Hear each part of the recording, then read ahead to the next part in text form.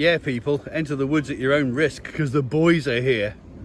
Well, these boys anyway. Mark, photographer, and Jay, this is our model today. Jay's going to be our green man for our Beltane shoot. So do join us for another photographic treat as we put together another page of our Wheel of the Year Pagan calendar.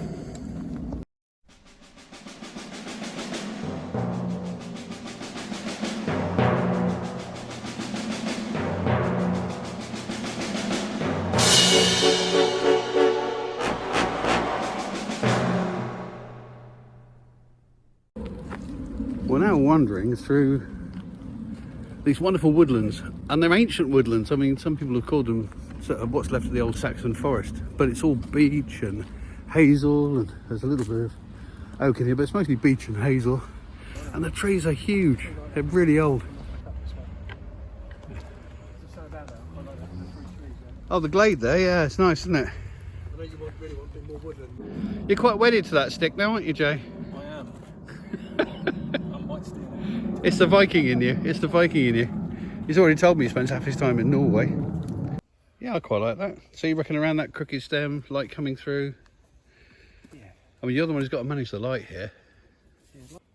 Well, let's be honest, if the photo shoot didn't go well, you can run around and get a few Bigfoot shots. We might get some stuff off, you know, you've been framed or something, aren't we? The light's going to be honest. Oh, it's nice and dappled, yeah.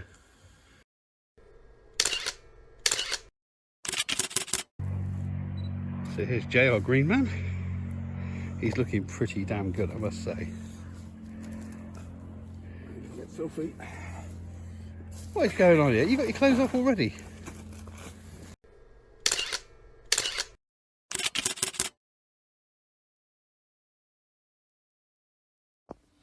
Now, to start me off with this project, I've been given a full-size ghillie suit. Now, if you don't know what a ghillie is, it's kind of a Scottish gamekeeper or land warden, and they will wear these suits when they're out doing deer or grouse shooting because it disguises them, you know, hides them amongst the undergrowth. And apart from the all-covering bodysuit, there's also a headpiece, a kind of balaclava that goes over the top. That's going to be the starting point for this costume. That and this mask, which I've already painted green. And here's the green man mask coming along, being covered in silk oak leaves, of which I have an awful lot. Is that scary enough for you? I mean, it's not meant to be terribly scary, but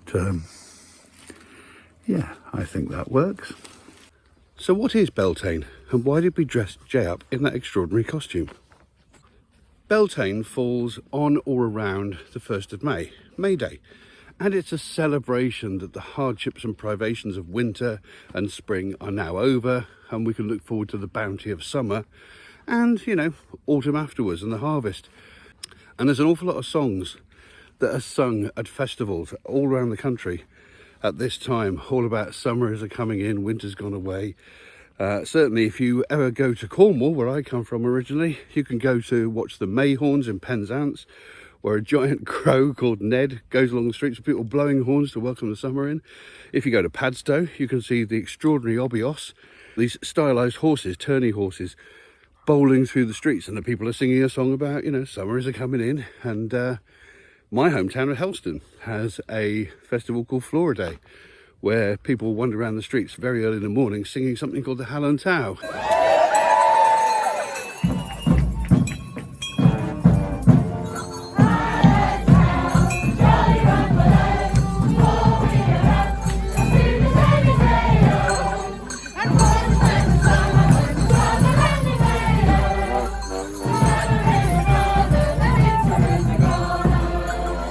And of course, elsewhere in the country, May Day was always a big festival time. You know, they'd erect a big maypole, and let's face it, nothing could be more symbolic of fertility and sort of the fruitfulness to come than thrusting a great big pole into the earth. Ooh, misses. Ooh, noisy red kites. Green man, photographer. It's all going rather swimmingly. You're emerging out of the woods there. Yeah, that's the idea. It's great. That was the idea of the ivy growing up as well, as if he's been in situ all this time and the ivy's just grown up around him, you know. That's perfect. Now, the idea of the Green Man is very old. Well, I say that. The name the Green Man is actually relatively modern. It's 19th century. But the idea of someone who is the spirit of the woodland, of the forest, is a very, very old idea. And you can find it in all sorts of different religions and belief systems around the world. Now, the Green Man does manifest in a whole bunch of different ways. Sometimes he's the Green Man, you know, virtually the living woodland, with sort of all composed of leaves, with leaves, oak leaves spewing out of his mouth, etc., etc. Sometimes, oh, there's a rabbit. There's a rabbit just there, look, sitting out in the open, very tame. Yeah, Mr. Rabbit. Yeah, sometimes he's the Green Man. Sometimes he's the horned god, or Canonis, who is the embodiment of the beasts of the forest, if you like. You know, the stags and the foxes and the badgers and all the rest of it. He's also the Oak King, who has to fight for his dominance of his kingdom around the time the evenings start getting darker. And he has to fight with the Holly King, and of course the Holly King wins and rules throughout winter, and then come the spring he fights with the Oak King, and the Oak King wins his kingdom back. But there's also all these various little characters like the Jack in the Green and Puck, and all these mischievous little characters that are all a celebration of the spirit of the woods. And in this costume I'm making, I'm trying to capture elements of each of those different types of Green Man. I'm now thinking about horns, so out has come the heated cutter. I've got a nice aerated area next to the back door in the kitchen, and I've got my blocks of polystyrene. So now I'm looking at cutting various parts for the horns, and this is always very satisfying. Oh, look at that, it's like cutting through a cake. Okay, so I now have all the bits I need. I'm going to get some bits of broken up bamboo thingy sticks. You know, what are they called? Satay sticks, that's the word I'm looking for. And I'm going to look at getting a basic shape going now. So starting with that one, then this slightly thicker one here.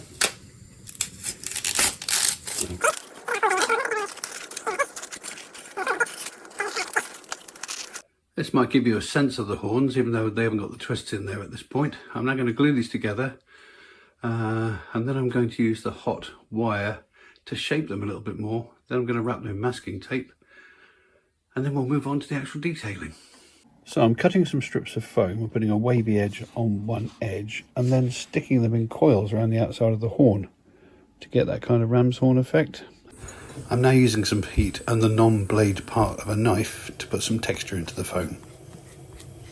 Here's one that I've painted black, and here's one where I've started dry brushing the ridges with a mixture of gold and bronze. The final stage is a very watered down green wash, which just brings all the colours together, and it means it'll bond with the, in terms of colour anyway, it'll bond with the green suit.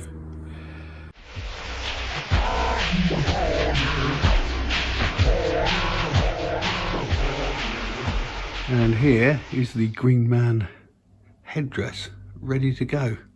Now dehorn the Green Man, but you're quite happy to walk like that? I am, I'm fine. You're a genius. You're I've got a handy stick. You have got a handy stick, it must be said. I can see why the horned gods would have a stick if you can't see anything. And talking of that stick, here's how I made it. Yes, But over here is a lovely gnarly wooden stick, which I actually fished out of a river in Scotland a couple of years ago when I was there fishing. And it's actually got some beaver chisel marks in it. I was actually looking for wild beavers at the time. But what I've done is I've started turning this into the Green Man stick. And in order to do that, I have taken a sheep's horn and I've mounted it to the top.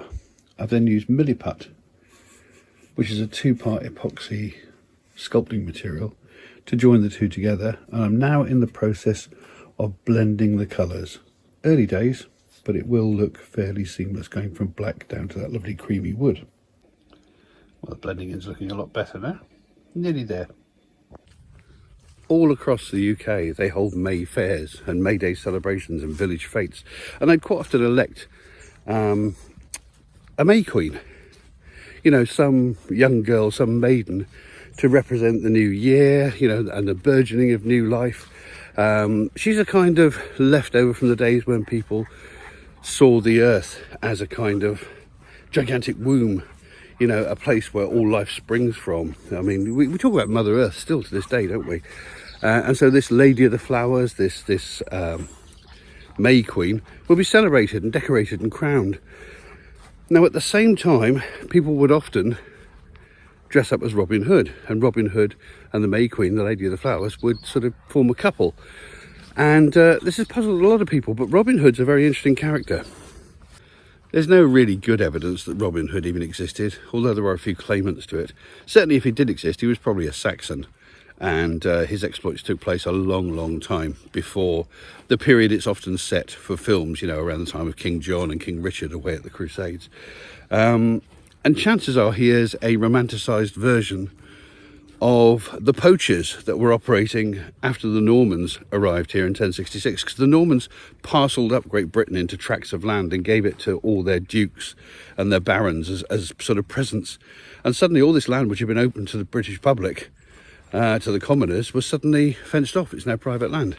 And that's where people have traditionally gone to hunt for wild boar and deer and duck and pheasant and rabbit and all the things that people ate in those days, because you couldn't just pop down the supermarket.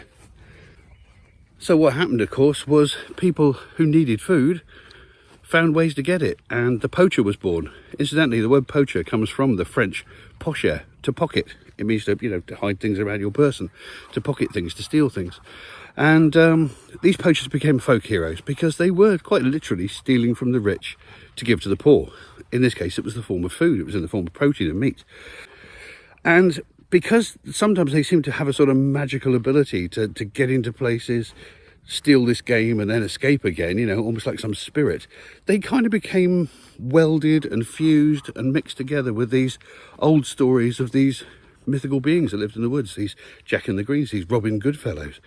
And Robin Hood was born. And what happened was a kind of cult of Robin Hood grew up and became very much integral to May Day celebrations. And over time, people started to separate Robin Hood, this new character who'd evolved, from his origins and the sort of wild man of the woods sort of thing. And the Green Man started appearing as a separate character again. And the Green Man is basically the embodiment of the woodlands. You'll see him carved on buildings with oak leaves spewing out of his mouth. You'll see him a lot on churches, bizarrely, considering he's a pagan character. And he is the spirit of nature. He's the spirit of the woods. And that's why we've got Jay dressed as this woodland god, if you like, to celebrate Beltane. Oh, the Green Man just got texted. I did. I may be Green Man, but I'm still up to date with absolutely, yeah. Green Man and blue teeth. Back this way.